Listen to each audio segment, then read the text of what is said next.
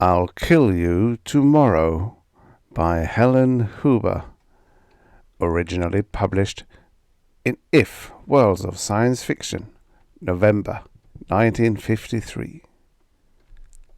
Narrated by Tom Trussel. It was not a sinister silence. No silence is sinister until it acquires a background of understandable menace. Here there was only the night quiet of maternity, the silence of noiseless rubber heels on the hospital corridor floor, the faint brush of starched white skirts brushing through doorways into darkened and semi-darkened rooms. But there was something wrong with the silence in the basket room of maternity, the glass-walled room containing row on row the tiny hopes of tomorrow. The curtain was drawn across the window through which, during visiting hours, peered the proud fathers who did the hoping. The night light was dim. The silence should not have been there. Laurie Kane, standing in the doorway, looked out over the rows of silent baskets and felt her blonde hair tighten at the roots. The tightening came from instinct, even before her brain had a chance to function, from the instincts and training of a registered nurse. 30-odd babies grouped in one room, and complete silence. Not a single whimper. Not one tiny cry of protest against the annoying phenomenon of birth. 30 babies? Dead? That was the thought that flashed, unbidden, into Laurie's pretty head. The absurdity of it followed swiftly, and Laurie moved on rubber soles between a line of baskets. She bent down and explored with practised fingers. A warm, living bundle in a white basket. The feeling of relief was genuine. Relief, even from an absurdity, is a welcome thing. Laurie smiled and bent closer. Staring up at Laurie from the basket were two clear blue eyes. Two eyes steady and fixed in a round baby face. An immobile pink baby face housing two blue eyes that stared up into Laurie's with a quiet concentration that was chilling. Laurie said, "What's the matter with you?" She spoke in a whisper and was addressing herself. She'd gone short on sleep lately, the only way, really, to get a few hours with Pete. Pete was an intern at General Hospital, and the kind of a homely, grinning carrot-top a girl like Laurie could put into dreams as the centre of a satisfactory future. But all this didn't justify a case of jitters in the basket room. Laurie said, "Hi, short stuff," and lifted baby Newcomb, male, out of his crib for a cuddling. Baby Newcomb didn't object. The blue eyes came closer. The weak old eyes with the 100-year-old look. Laurie laid the bundle over her shoulder and smiled into the dimness. "You want to be president, Shorty?" Laurie felt the warmth of a new life, felt the little body wriggle in snug contentment. "I wouldn't advise it. Tough job." Baby Newcomb twisted in his blanket. Laurie stiffened. Snug contentment? Laurie felt two tiny hands clutch and dig into her throat. Not just pawing baby hands, little fingers that reached and explored for the windpipe. She uncuddled the soft bundle, held it out. There were the eyes. She chilled. No imagination here. No spectre from lack of sleep. Ancient murder hatred glowing in newborn eyes. "Careful, you fool! You'll drop this body!" A thin piping voice, a shrill symphony in malevolence. Fear weakened Laurie. She found a chair and sat down. She held the boy baby in her hands. Training would not allow her to drop baby Newcomb. Even if she had fainted, she would not have let go. The shrill voice, "It was stupid of me, very stupid." Laurie was cold, sick, mute. "Very stupid. These hands are too fragile. There are no muscles in the arms. I couldn't have killed you." "Please, Dreaming? No. I'm surprised at your surprise. You have a trained mind. You should have learned long ago to trust your senses." "I don't understand."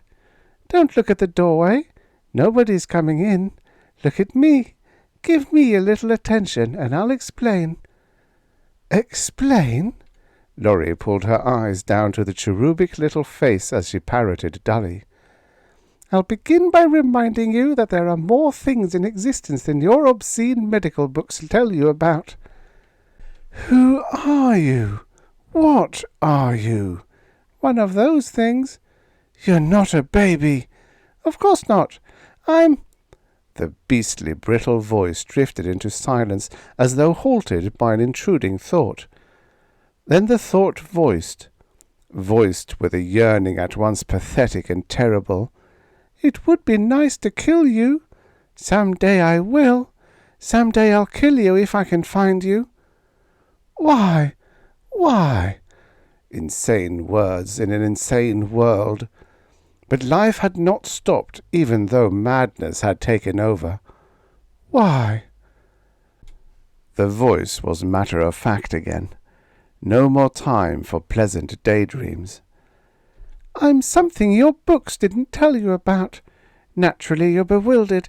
Did you ever hear of a bodiless entity?" Laurie shuddered in silence. "You've heard of bodiless entities, of course, but you denied their existence in your smug world of precise, tidy detail. I am a bodiless entity. I'm one of a swarm. We come from a dimension your mind wouldn't accept, even if I explained it, so I'll save words. We of the swarm seek unfoldment, fulfillment, even as you in your stupid, blind world. Do you want to hear more?" "You're a fool, but I enjoy practicing with these new vocal cords just as I enjoyed flexing the fingers and muscles. That's why I revealed myself. We are, basically, of course, parasites. In the dimension where we exist in profusion, evolution has provided for us. There, we seek out and move into a dimensional entity far more intelligent than yourself.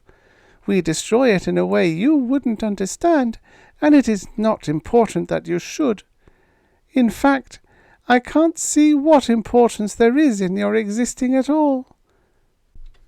"You plan to kill all these babies?"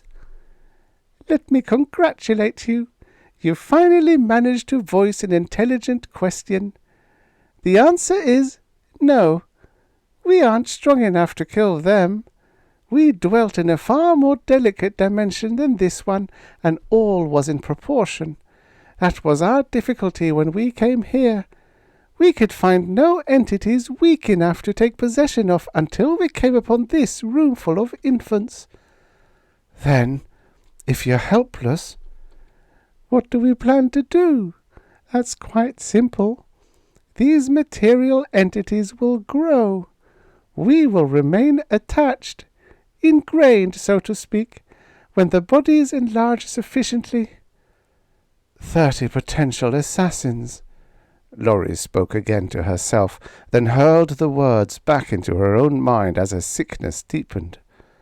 The shrill chirping. "What do you mean, potential? The word expresses a doubt. Here there is none." The entity's chuckle sounded like a baby, content over a full bottle. 30 certain assassins. "But why must you kill?" Laurie was sure the tiny shoulders shrugged. "Why? I don't know. I never thought to wonder. Why must you join with a man and propagate some day? Why do you feel sorry for what you term an unfortunate? Explain your instincts, and I'll explain mine. Laurie felt herself rising. Stiffly, she put baby Newcomb back into his basket. As she did so, a ripple of shrill, jerky laughter crackled through the room. Laurie put her hands to her ears. You know I can't say anything. You'd keep quiet. They'd call me mad. Precisely. Malicious laughter, like driven sleet, cut into her ears as she fled from the room. Peter Larchmont, M.D., was smoking a quick cigarette by an open fire escape door on the 3rd floor. He turned as Laurie came down the corridor, flipped his cigarette down into the alley, and grinned. Women shouldn't float on rubber heels, he said. A man should have warning. Laurie came close. Kiss me hard. Pete kissed her, then held her away. You're trembling. Anticipation, pet? He looked into her face, and the grin faded. Laurie, what is it? Pete, I'm crazy. I've gone mad. Hold me. He could have laughed, but he had looked closely into her eyes, and he was a doctor. He didn't laugh. Tell me. Just stand here. I'll hang on to you, and you tell me. The babies. They've gone mad. She clung to him. Not exactly that. Something's taken them over. Something terrible. Oh, Pete, nobody would believe me. I believe the end result, he said quietly. That's what I'm for, Angel. When you shake like this, I'll always believe. But I'll have to know more, and I'll hunt for an answer. There isn't any answer, Pete. I know. We'll still look. Tell me more first. There isn't any more. Her eyes widened as she stared into his with a shock of a new thought. Oh, Lord, one of them talked to me, but maybe he, or it, won't talk to you. Then you'll never know for sure. You'll think I'm— Stop it. Quit predicting what I'll do. Let's go to the nursery. They went to the nursery and stayed there for 3/4 of an hour. They left with a tinny laughter filling their minds, and the last words of the monstrous entity. We'll say no more, of course. Perhaps even this incident has been indiscreet, but it's in the form of a celebration. Never before has a whole swarm gotten through, only a single entity on rare occasions. Pete leaned against the corridor wall and wiped his face with the sleeve of his jacket. We're the only ones who know, he said. Or ever will know. Laurie pushed back a lock of his curly hair. She wanted to kiss him, but this didn't seem to be the place or the time. We can never tell anyone. We'd look foolish. We've got a horror on our hands, and we can't pass it on. What are we going to do? Laurie asked. I don't know. Let's recap a little. Got a cigarette? They went to the fire door and dragged long and deep on 2 from Laurie's pack. They'll be quiet from now on. No more talking. Just baby squalls. And 30 little assassins will go into 30 homes, Laurie said, all dressed in soft pink and blue, all filled with hatred, waiting, biding their time, growing more clever. She shuddered. The electric chair will get them all eventually. But how many will they get in the meantime? Pete put his arms around her and drew her close and whispered into her ear. There's nothing we can do. Nothing. We've got to do something. Laurie heard again the thin, brittle laughter following her, taunting her. It was a bad dream. It didn't happen. We'll just have to sleep it off. She put her cheek against his. The rising stubble of his beard scratched her face. She was grateful for the rough touch of solid reality. Pete said, "The shock will wear out of our minds. Time will pass. After a while we won't believe it ourselves." "That's what I'm afraid of." "It's got to be that way. We've got to do something." Pete lowered his arm wearily. "Yeah, we've got to do something, where there's nothing that can be done.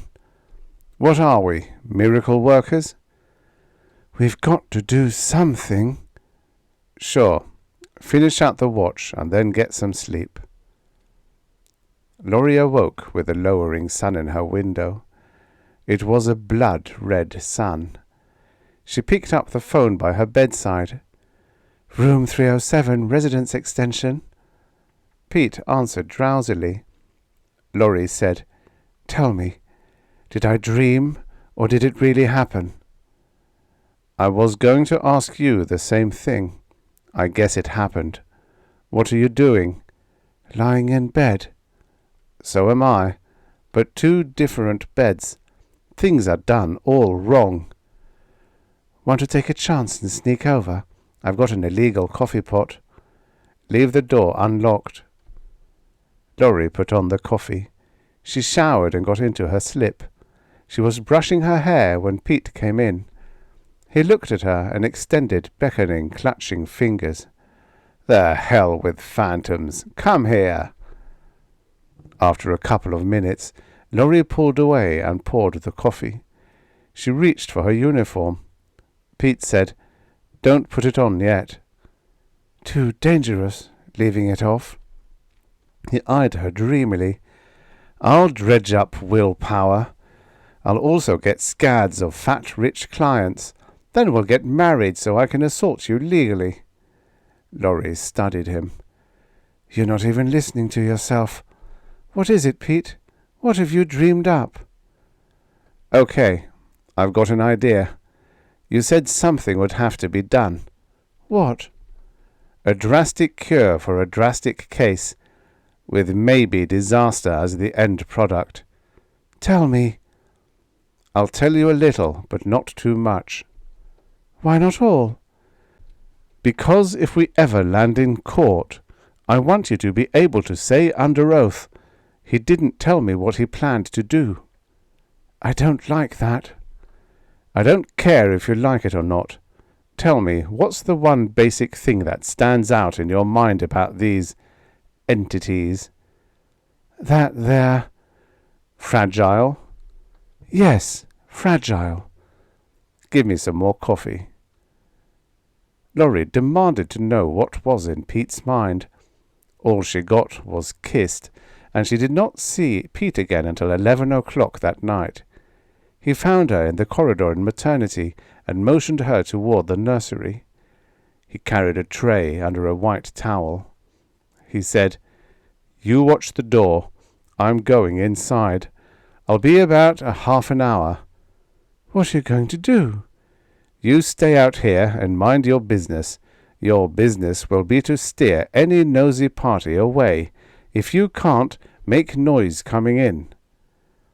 Doc Pete turned away and entered the nursery. Laurie stood at the doorway in the silence under the brooding nightlight and prayed. 25 minutes later, Pete came out. His face was white and drawn. He looked like a man who had lately had a preview of hell's inverted pleasures. His hands trembled. The towel still covered the tray. He said, "Watch them close. Don't move 10 steps from here." He started away, turned back. "All hell is scheduled to break loose in this hospital shortly. Let's hope God remains in charge." Laurie saw the sick dread of his heart underneath his words. It could have been a major scandal. An epidemic of measles on the maternity floor of a modern hospital indicates the unforgivable medical sin, carelessness. It was hushed up as much as possible, pending the time when the top people could shake off the shock and recover their wits. The ultimate recovery of 30 babies was a tribute to everyone concerned. Wan, done in. Doc Pete drank coffee in Laurie's room. Laurie gave him 3 lumps of sugar and said, "But are you sure the sickness killed the entities?" "Quite sure. Somehow they knew when I made the injections.